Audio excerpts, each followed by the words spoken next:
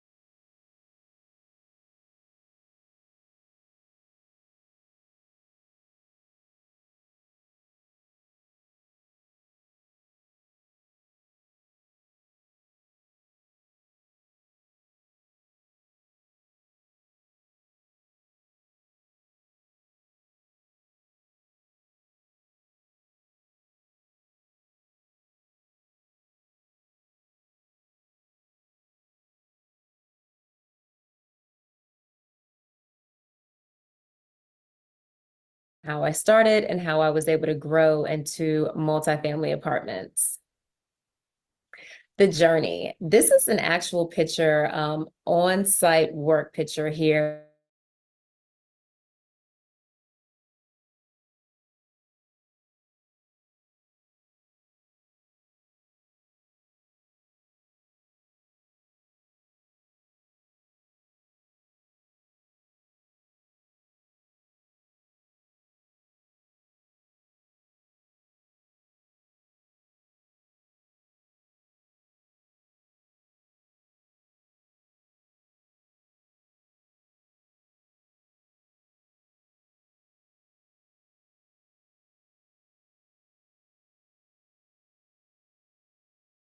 One of my biggest supporters. He's actually holding a for rent sign because, yes, I had for rent signs in the front yard or in the window. So I was the property manager, which meant that I was the maintenance coordinator, the bookkeeper, the marketing specialist. I did a little bit of everything, wore a lot of hats, and I was just trying to figure it out along the way, which I did. On top of having all of those responsibilities, I was the mortgage broker. So when it was time for me to either get a loan or refinance a loan, I was the one shopping for the loans. I was the financial planner, meaning I was the one putting together all of my pro formas and really digging into the numbers. I was my own legal advisor. putting together my leases, piecemealing them together, learning along the way what what I found tenants to do. I would end up putting things in the lease like don't put anything down the toilet that isn't toilet paper, for example. So I became my own legal advisor with that. And I was also my own leasing agent. So I held open houses. I was the one that ran background checks. I was the one who actually sent the lease over for the tenant to sign, and I would sign it back. So as you can imagine, wearing all of these hats and having my little helper there who was holding the sign, I got very frustrated very fast. Within the first few years, I was wondering how would I be able to continue to scale my portfolio when I was the one doing all of these things. And so I want to share with you the Cliffmont story. So this is one of my rentals. You see there in the background, it is absolutely trashed. So this is how it started. It was a beautiful home. It needed a little bit of renovations. I finished off the basement. I moved a door around so that it would actually comply with the Baltimore City inspections.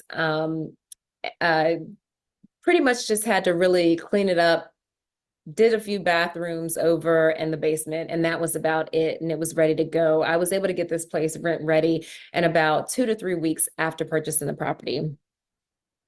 And so this is how it went. The tenant that I had was a program tenant that was in need of a home at the time. She was in a really bad domestic relationship and needed a place to stay very quickly. And again, she was a program tenant, so she actually already had the security deposit ready to go and was just ready to go. She seemed as if she was going to be a good tenant in the beginning. However, this is how it went. When she left, she did not tell me she had left. After several attempts of trying to get in contact with her, I had actually a property management company come in and check to see if she was still in the property, and she was not in the property. But this is how she left the property. She left everything from her toothpaste, toothbrushes of her kids, and even a baby grand piano. So this was the state in which she left the property. And so these are the numbers for Cliffmont Ave.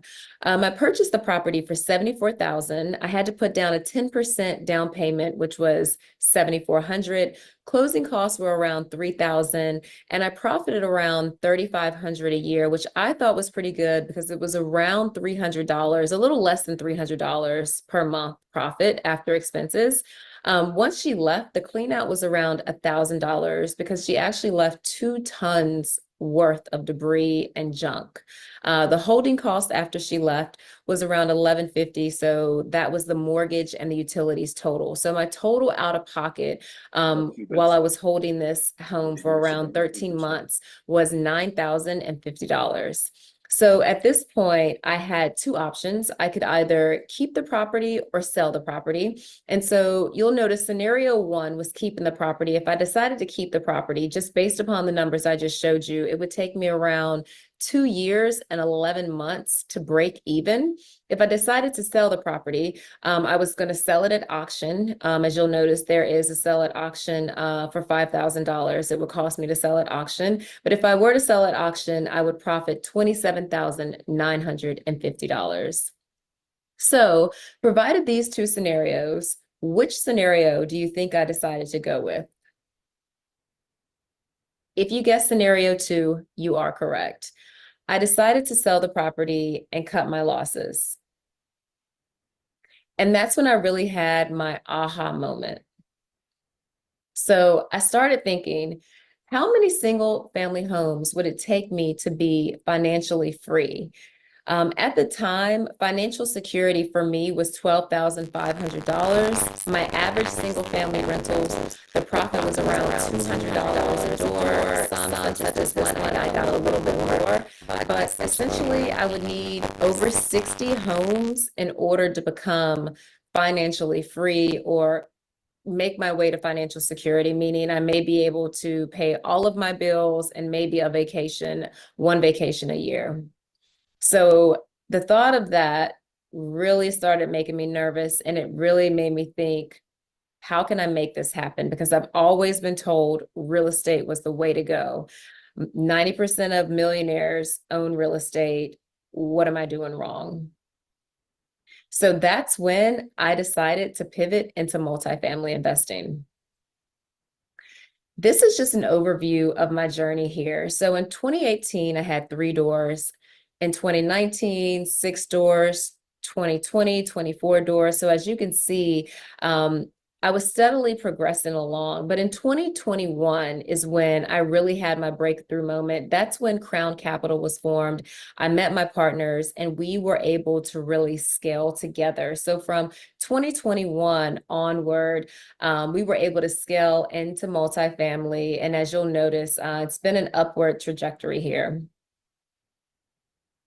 And these are the properties that we own. We actually sold the one in 2020. However, you'll notice in 2021, we picked up this 134 unit. In 2022, we had a package of 2 properties here. In 2023, we picked up this 292 unit. And then this is the property that we picked up here this year in 2024. So how did I get to 90 million in real estate? The vehicle that I used was a real estate syndication. So a real estate syndication is when a group of investors pool their money together to buy a property that they wouldn't be able to purchase on their own. And in a real estate syndication, there are 2 types of investors. You have your active investor, which is me. As an active investor, I'm the one that sources the property, supervises the property manager, who hires the contractors and the workers. And I mean, we receive equity and fees for being the sponsors of the real estate syndication because we're pulling together the entire deal so that our passive investors can contribute the capital and essentially collect what we call mailbox money. And they also receive equity and dividends in the property, meaning they're actually part owner without having to deal with the day-to-day responsibilities. Why I love real estate. So there's many reasons why I love real estate, but these are some of the top reasons why I like real estate. First off is the diversification. Most of my money was in the stock market. So real estate provided me a vehicle of diversification away from the stock market. Real estate also has great tax benefits and depreciation benefits. It's also great for leverage. When you start owning real estate and have an equity in real estate, you're able to buy even more real estate. Appreciation is another great reason why I love real estate.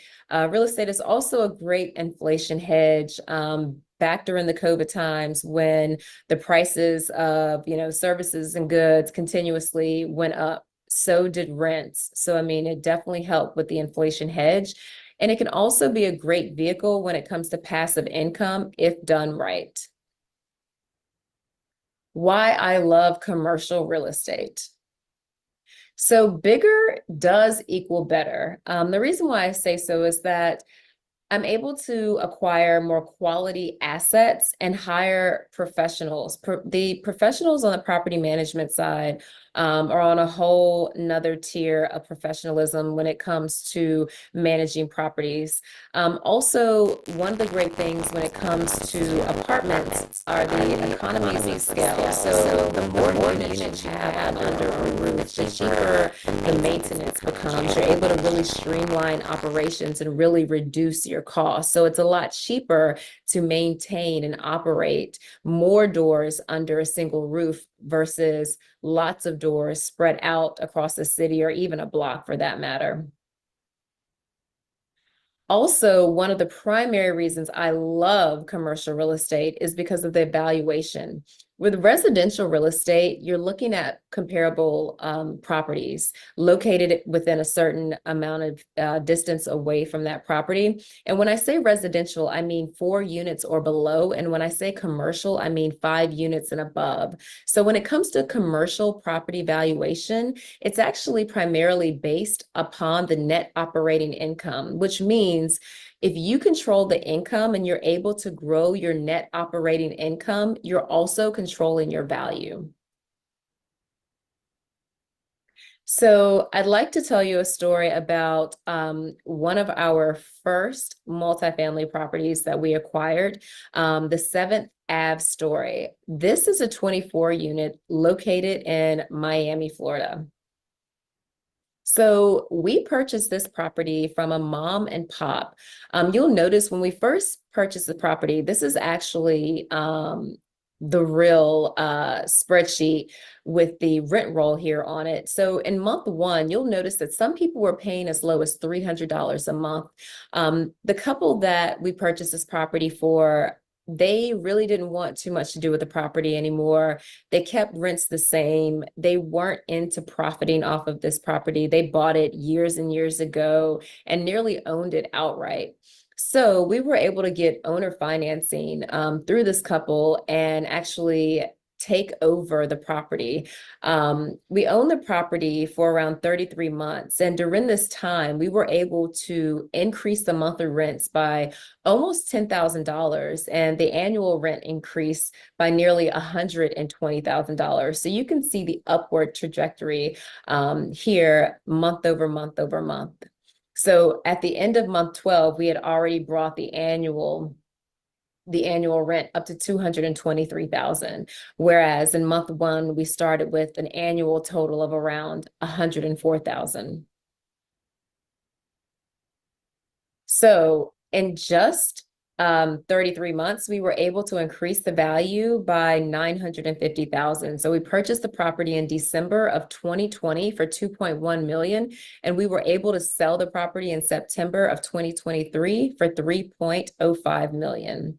So we were able to create a lot of value during that time. We created the value, and then we were able to cash flow for a little while, and then we sold. And funny story is, we actually sold to the University of Miami. So things to consider when investing in real estate.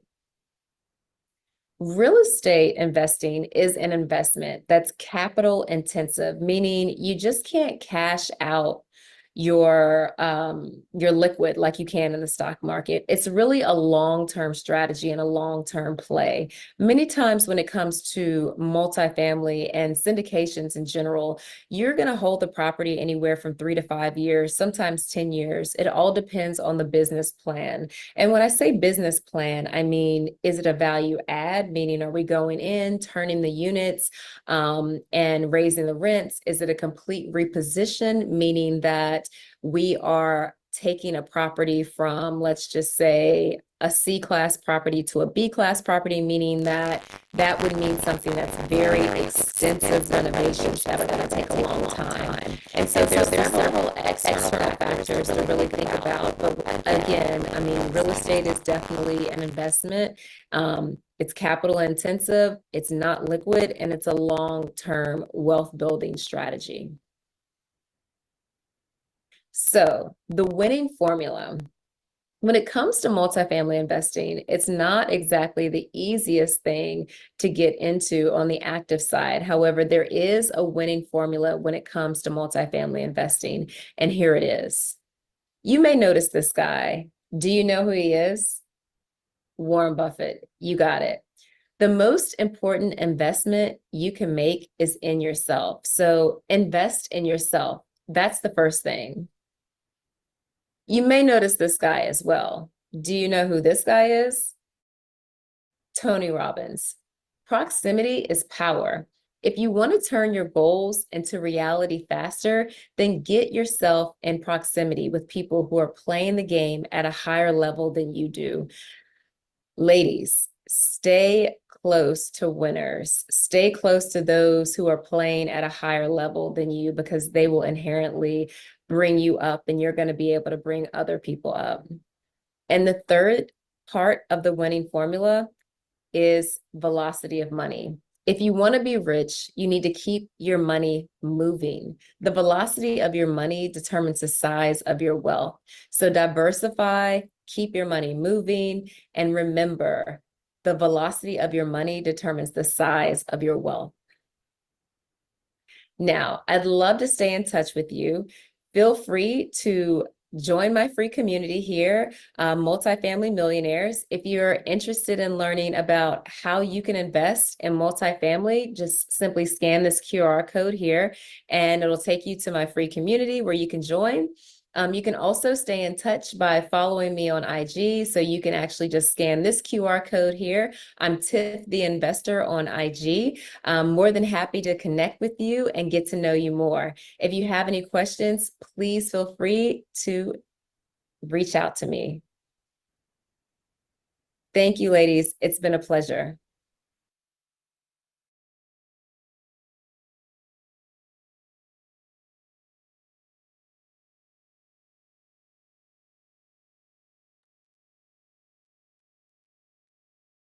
All right, everybody, since Tiffany could not be with us here live, I'm going to put her presentation inside the group, but feel free to reach out to her if you have any questions. I know that, as she mentioned, she does have a program right now, a multifamily millionaire program. I think it's an 8-week program if you are interested in learning more about multifamily. You know, my specialty is looking at trying to help you guys build wealth with investments in the stock market. But there are other ways to make wealth. And if you can capitalize on that, on real estate in some way, shape, or form, that's a good thing. All right. So the next session will be at 4 o'clock. That's the last session of the day, which is also, it's going to be about